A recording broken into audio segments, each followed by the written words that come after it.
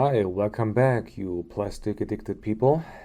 Today we want to talk how to set up a desert base or desert themed base. For that purpose, I will create a new base and show you how to do this with a freshly painted model.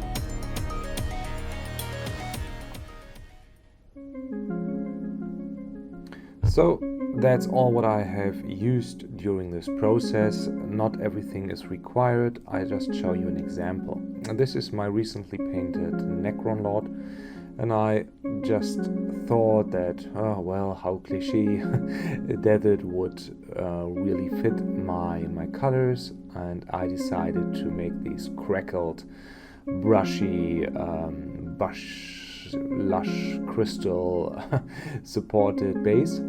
And I used a lot of pigments for that purpose. So let me guide you through what I have used. Here in this case I have built in a little object source lighting OSL effect, which I will tackle in a different video. I just wanted to have a little subtle effect, nothing too dramatic. But I won't really talk about this in this video, but I will talk about using different crystals and what you can use, cheap and expensive supplies. So let's start with the basic materials here. So what have I used? So for the this is one of the Rising Sun models, one of the Kami models, and I have this small base here, and I will just use these as an example to paint. These are pre-connected, so I don't want it to cut on the feet, so I had to paint the model first, or vice versa, and do that. So for the sand, I use desert sand and shady sand from AK Interactive, sandy desert and desert sand, easily to distinguish. These are just like standard grainy colored paste. In general, everything is the same. It's just the color and the coarse, how coarse the material is in there. I also use some corrosive texture. This is just like some rust colored already. I think they make a fortune just selling this to us in different patches, although it's more or less the same mixture. But it makes it easier to keep a consistent color. If you want to use the color, if you spray paint it, then of course it doesn't really matter so much. Pigments come from different companies as well. It's just about finding the right hue. I have not really found a preference.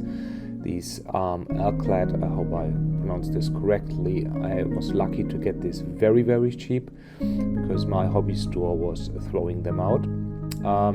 They are okay as well. I say they are okay, are not particularly special, but I really, really like these. Pigment Fixer comes also from different companies, useful for the pigments itself. Super glue, of course. Some wash, make your own wash, buy some wash, use your preferred brand, and some crackle paint from Green Stuffwood in the right color. It's Mohave for a crackle paint, and some dry brush from AK I wanted to use. Distressed crackle paint is also something you can use. You can then color it whatever you want and use it. So what I do, I use these kind of sticks, wooden sticks, to attach, but to smear paste and everything on it to have a reference. So I can remember, okay, how does desert sand look? How does my corrosive texture look like? Also for the pigments. Maybe in the future I will do this more thoroughly and even label it, but for that purpose I just did it before the project. So I got a good glimpse, okay, which colors are nice to use and what's simply my preferred method. Material, I use some natural stone here. I found, or on the left side here I have cork and cast stone with molds. You can layer these up. It's a common method. Also use whatever you have. These are some old edition Necron scarabs I got very cheap on eBay. I use them for bigger bases just to add a little bit more fluff to the base. Tufts, also whatever company you want to use. Stones, I use these ones. These are more live with sharp edges. I use also some fiber. I'll show you what I will do with this later. This is really an amazing product and I love to use this, honestly, although I ignored it for way too long. And this is my personal advice. This is cheap glass shards. You can get them for like 2 kilograms for a few bucks. Be a little bit careful, sometimes they can be sharp, but I found them okay. Or you can buy a more, better shaped crystal resin ones. These are from Green Stuff World. They have great products, I have to admit. I'm not so into making advertising for different brands. As you can see, I use whatever I have, but that's something you could consider if you want really crystals in the form of crystals. These are the crunch plate of Green Stuff World and some old painted Games Workshop Sector whatsoever, Sector Imperialis piece I got. These are the so-called crunch plates, skull version, and you can just like break things apart and use them as basing material. I was bored, so I painted them first because this time I want to reduce the time I have to spend painting something like a desert with material already colored like a desert. So usually I'm just spray paint everything black and paint it. As you can see here, there's some kind of height you have to overcome on the sharp edges, but well, we'll see that. Yep, that's a stone. That's some color. And that's a color I use. It's a brown leather color I use to paint my stone if I want to get a more warm color. Of course, then just mixed with white and other colors to get the right tones. So, crackle paint, you have to mix that thoroughly, but it's an amazing product. But crackle paint will let the color below show through. So I had to paint this, and I even primed that part, by the way. I had to paint the base before I add the crackle paint. So think about the cover you want to have. So I wanted to have some dry but still more humid color. So I decided for this brown tone to show through the cracks of the crackle medium, because I don't want. You can also use a wet base, then you would like theoretically have a wet underground and a dried crust. But for me, I just wanted to have this kind of brownish color. I did the same for the other model. So this distress paint can be mixed with other paint, will have the same effect, and the crackle medium has a certain color. The crackle paint from GSW has a specific color. So I want to have some fiber, some long-standing grass on my base. And here's a little trick. It's the way I use it. Usually for me these are too long, so half of that size is my preference. And you can cut them and you can stick them somewhere, but they will fall apart. Which you can imagine, if you put this in somehow, all the fibers will fall to the sides. So you have to fix that. There are people doing this with cutting them and doing this with a wire. But I simply, as you can see here, I super glue them directly in the middle after I have twisted them a little bit. Yeah, this is just with the super glue, it gives a quite immediate connection. And if you have a little bit of a wider area, you have added the super glue, you can cut in the middle. And that, after a few moments, will form them and keep them stable. So you have, when you cut them, two pieces which won't fall apart, and you can stick them and glue them on your base. So that's my advice doing that. So I'm just holding them for a few more minutes. You can even reshape them a little bit. It will take a moment.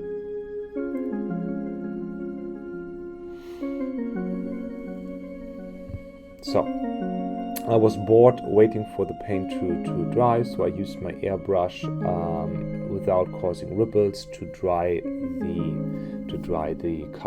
color a little bit faster. As you can see, that's fine. In the meantime, I can show you one of my Necron bombers and another base where you can see, okay, here are some pieces of crystals, some scarabs, some stones. This is how it would look like at the end, and here you can see the type of shrubbery and some OSL effects with the crystals. One of these little scarabs. This is one other example. I'm keeping all of my Necrons in that style. So I think that's fine enough for me. I have this little piece here of skull I might want to add. Usually I'm just doing this on the fly and not really planning the layout too much. I will super glue, not plastic glue, because it won't work with resin, the little crunch plate part to the base. Do not put this directly at the edge.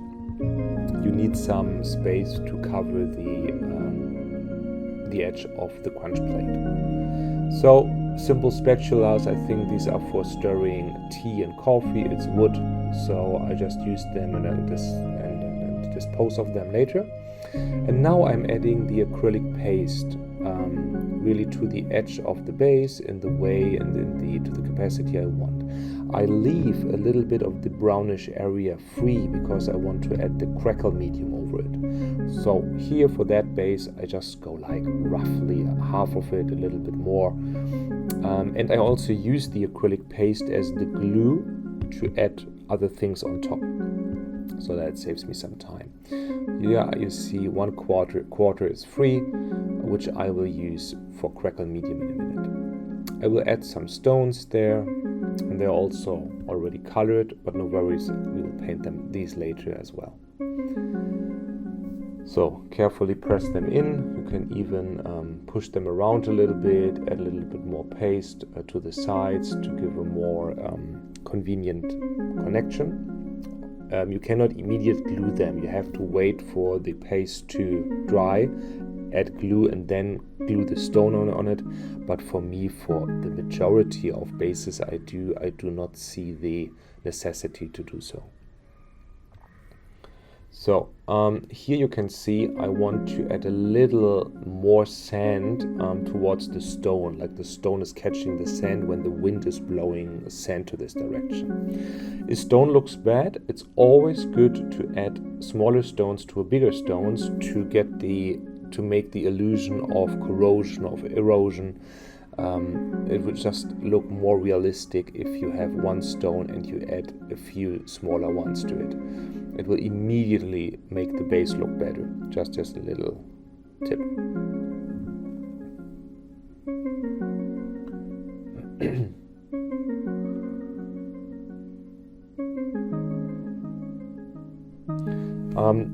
In general, I try not to use a lot of plastic spatulas and this post thing. I think also as a hobbyist you can be quite conservative, so I think wood was a good idea as a spatula.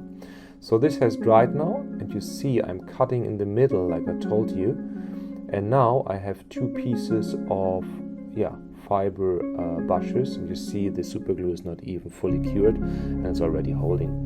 So now I can push the bush here, the fiber into the acrylic paste, and I do this here for that paste close to the rock to use the rock as a little bit more, to stabilize this a little bit.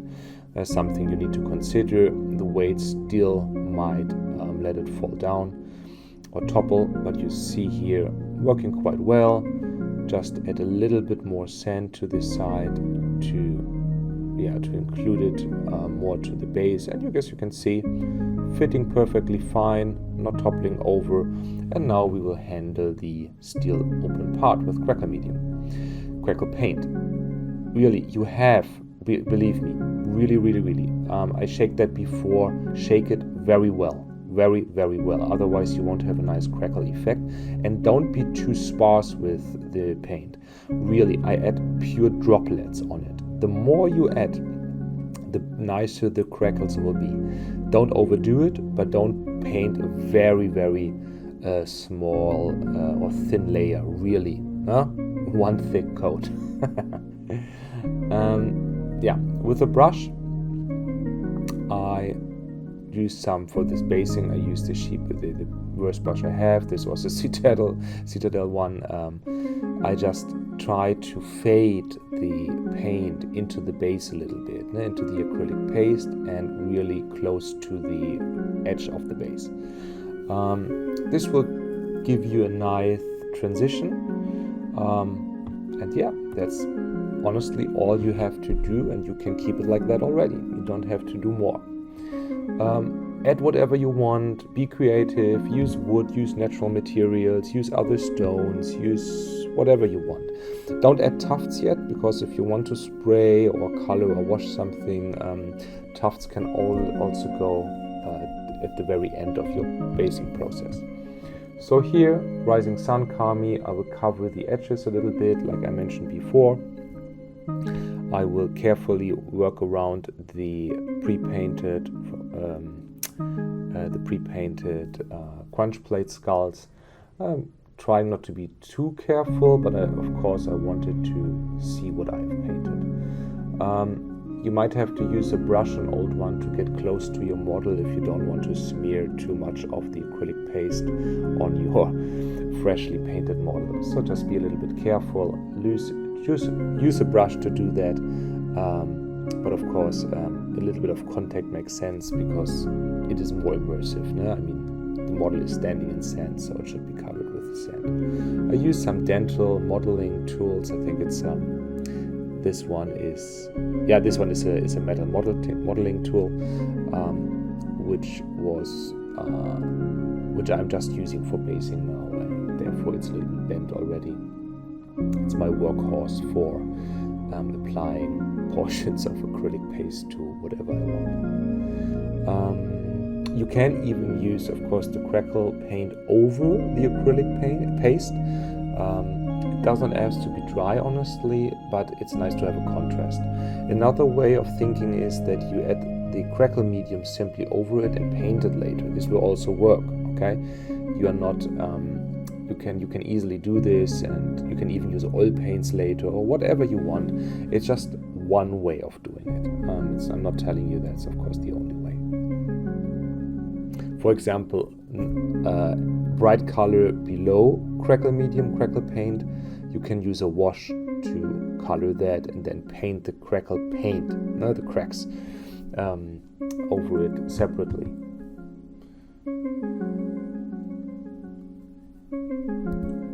So again, I use my brush to carefully add crackle medium, crackle paint to close to the model. Add my trusty fiber.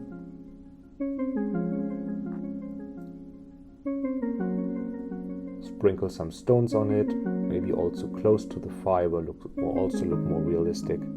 And is, by the way, stabilizing the fiber a bit. Keeping up with my own advice, adding smaller rocks and stones to the bigger ones. Do this random, but keep it closer to the stone. And then just press them in gently to allow a good connection, a good fit. You can also, in general, for bases, use some glue, watered down glue and soap to spray over all these materials, and it will create like a solid layer. I think like scale model builders or like these guys doing landscapes for trains and everything, they are more used to that method. No? They really spray PVA glue over everything. I did this for huge building projects, yes, but I'm not doing this too much here for basing, or in terms of basing.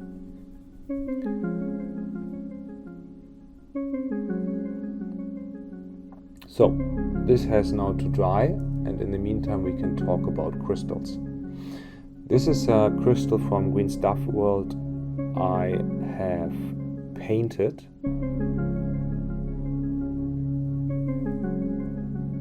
no, this is no. I'm sorry. This is just a shard. I made a mistake. This is just a glass shard I painted. And you can just paint this green. I will just make a video soon about how to paint these crystals.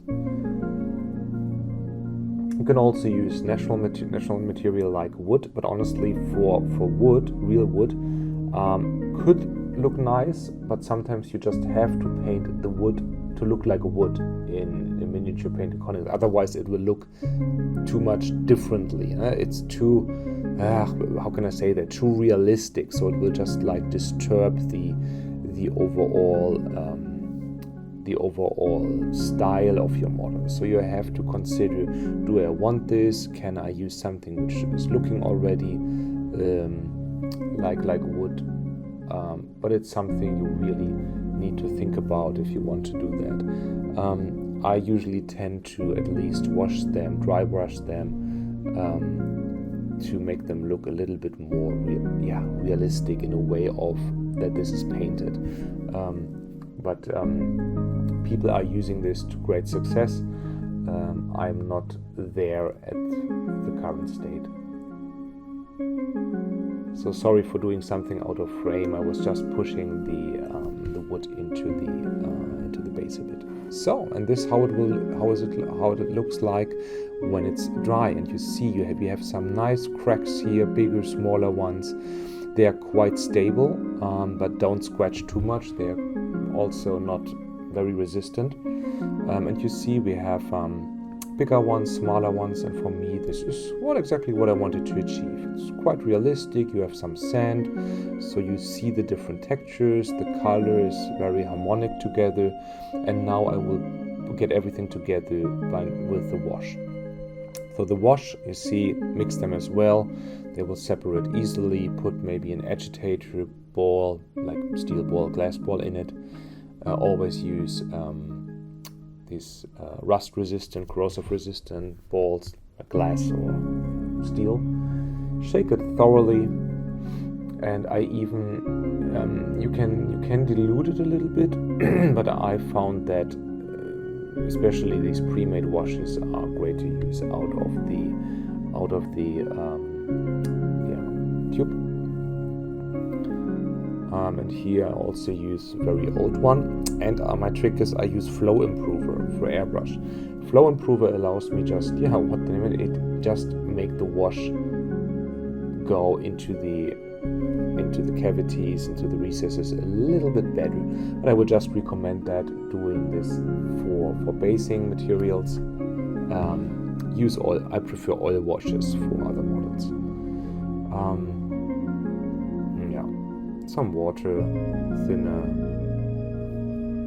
and then I have a nice consistency, and I carefully just give this whole thing a good wash. And as you can see, it immediately increases the contrast, of course, and makes the model look more realistic. And the bigger advantage is you don't have to paint that. Yeah, remember that. I wanted to show you something you do not have to paint. I even use a little bit of that nearly as an ink for the base. And that's great about using pre-colored acrylic paste. It saves you a lot of time. It might not work for every purpose, but whatever they have available, I can just encourage you to just give it a try. Be careful that you use the wash only after everything has really dried, otherwise you might smear and add too much liquid and your crackles won't form. So really do this after a thorough drying process. Don't do it immediately. I go really straight over stones, over everything here. Of course not over the crystals, but it's just like binds all the materials you have used together, and that is great. That's a very satisfying process. So, as you can see, I leave really nearly nothing out. Not too much, of course, on the pre-painted stuff. Second layer, where I wanted to have a more heavy tone. Also a tip, you can use this immediately before you start your process on your templates. You can see, okay, how does it look, how is the color, so you're not damaging or destroying one model. So yeah, take your time, do this before. So pigments, this powdery style is what I prefer. Pigments are great. They're just like you can use them like more like an ink. You can just add a hue to a dusty hue to a certain area, so they are perfect for everything sandy or dusty or whatsoever. Honestly, I'm still in my process of getting used to these. I have them for a long time. I had other ones since 10 years, like really old ones from Vallejo, but I never used them so much. So I use now if you use a soft and wet brush, it will already smear. You see pigment, of course, if you mix them, you cannot really use a wet brush. So varnish or pigment fixer are both ways to fix your pigment on a model. So, and people are using varnish to do that, or they are just adding pigments to the surface here of your. But remember, it will also move into the recesses. So you have to really think about, okay, where can I put these pigments?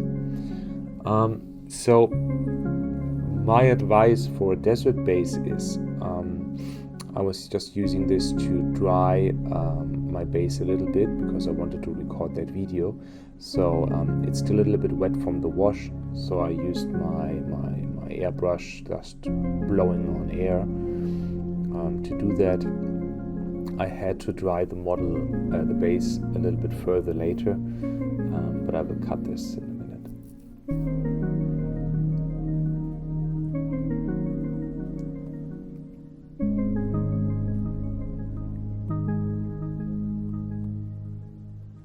You see there's a lot of wash in there, so I spent a good time to dry that.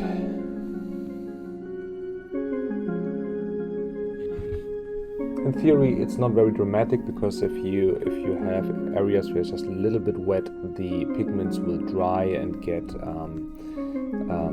and connect to and color the surface. So it pretty much depends what you want to achieve. So I use a dry brush. I mean, brush is a very charming word for this little sucker here, but this is honestly an old, very cheap brush I just use to stipple pigments on the surface.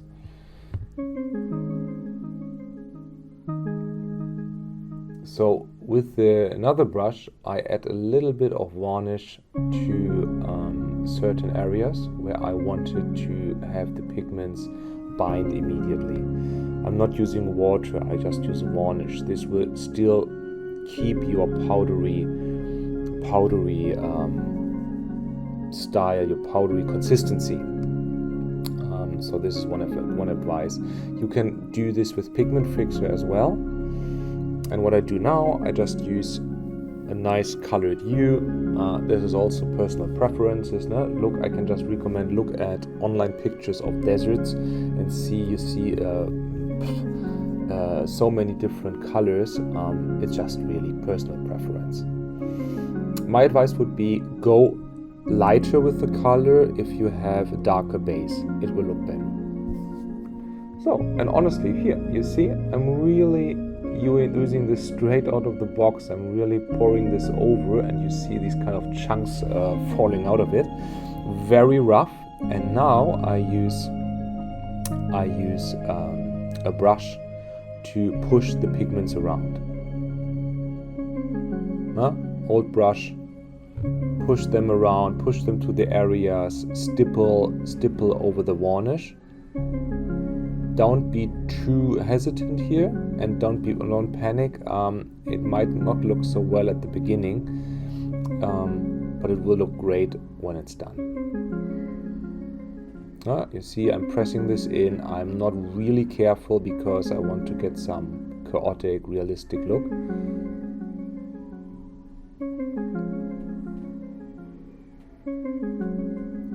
Over the stones a little bit, because this is of course creating a nice hue. I'm not going too much into the areas where there is the crackle medium, crackle paint, because I don't want to put too much dust into the cavity. So when you have done that, you can just turn it around, tap a little bit to get the